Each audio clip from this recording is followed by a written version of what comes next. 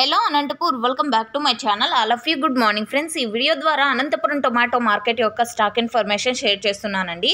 So ముందుగా ఈరోజు date వచ్చేసి 29వ తేదీ అండ్ డిసెంబర్ నెల 2024 సంవత్సరం. అండ్ ఈ రోజు వచ్చేసి అతి భారీ టమాటో స్టాక్ వచ్చింది అని చెప్పొచ్చండి.